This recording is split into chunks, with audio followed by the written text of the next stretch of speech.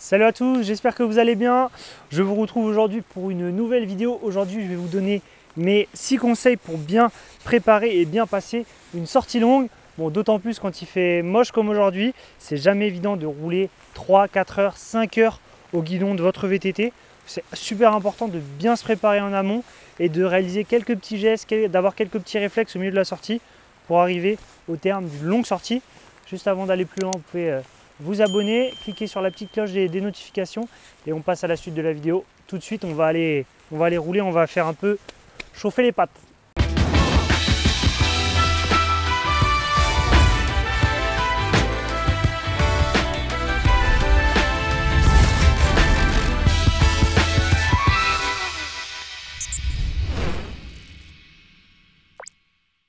Allez, premier conseil du jour, avant de partir sur une longue sortie de VTT, c'est un basique, on n'y pense pas toujours, il est ultra important de bien s'échauffer. J'entends par là que ce soit au niveau des articulations, de vos poignets, de vos jambes, de vos genoux, de vos chevilles. C'est des parties qui vont être extrêmement sollicitées lors d'une longue journée de roulage, donc c'est super important de bien les préparer.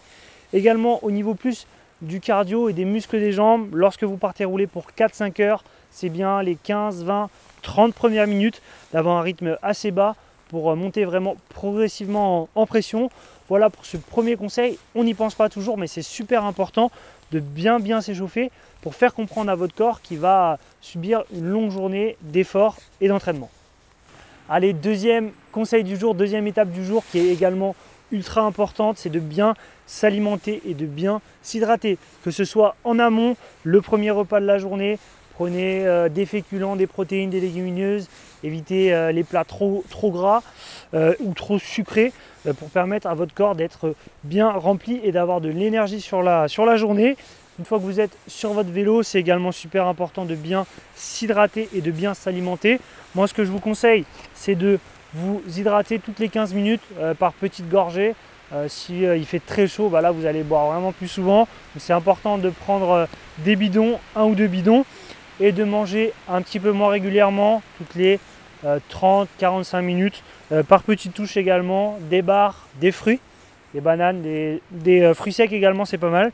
Et si vous êtes sur vraiment des efforts très intenses, sur une course de cross-country marathon, sur une longue journée d'enduro avec des spéciales, vous pouvez également prendre des petits gels pour vous booster un peu, ça peut être intéressant.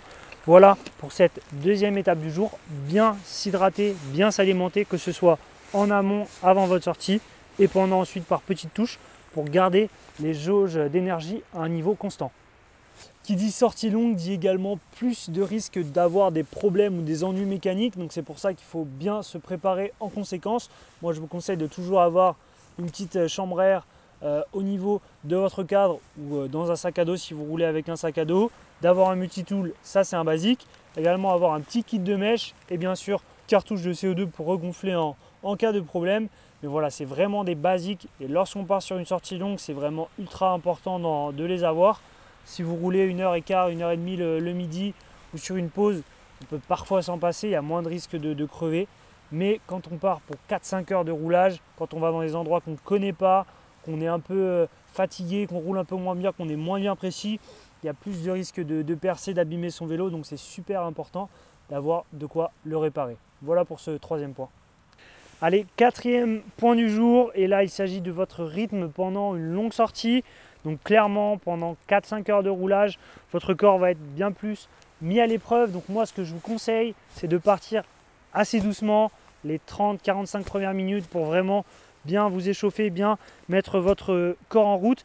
Et puis, pendant les 4 ou 5 heures de sortie, essayez de jamais vous mettre dans le rouge vraiment à toc. Il faut essayer de toujours lisser ses efforts, même si on a des grosses montées. Essayez de toujours en garder un petit peu sous la pédale, de rouler à 90% de vos capacités pour essayer vraiment de ménager son corps et d'être constant lors d'une très longue sortie. Ce que je vous conseille également, c'est d'utiliser vos zones de fréquence cardiaque pour gérer au mieux votre sortie. L'idéal, c'est de rester entre la zone 2 ou la zone 3. La zone 2 correspond à 60-70% de votre fréquence cardiaque max et la 3, c'est l'endurance active à 70-80% de votre FC max. Il faut éviter la 4 ou la 5, à part si vous êtes super bien entraîné ou en compétition. Il faut également un capteur de puissance, Mais bon, en VTT, c'est un petit peu plus compliqué de bien maîtriser cette donnée-là avec les changements de rythme, le sol aussi qui est toujours une texture différente. Donc vraiment, voilà pour ce 4e conseil. Essayez de jamais vous mettre complètement dans le rouge, de toujours en garder un petit peu sous la pédale, de bien lisser vos efforts pour aller au bout de votre sortie et être capable d'en remettre même dans les derniers instants de votre longue sortie.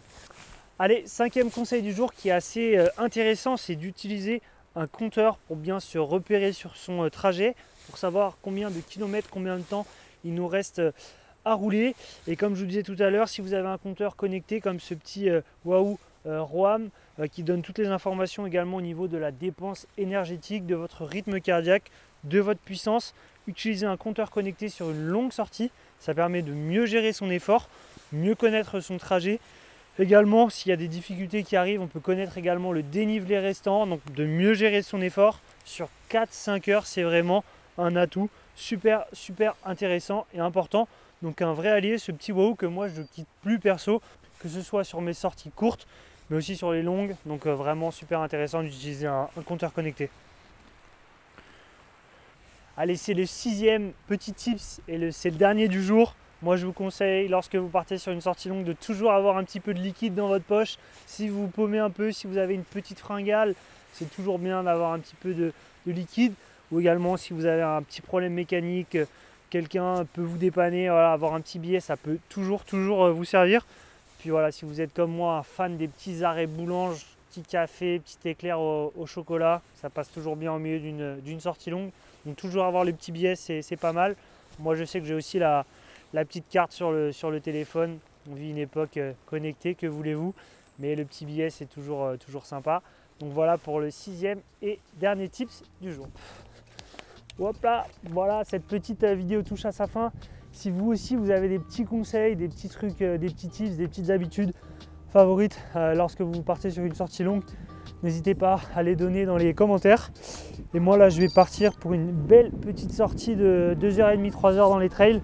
Ça promet, bon, même s'il ne fait pas super beau, je crois que ça va quand même être sympa. N'hésitez pas à vous abonner et à liker. Et moi je vous dis à la semaine prochaine pour une nouvelle vidéo. A plus, ciao ciao.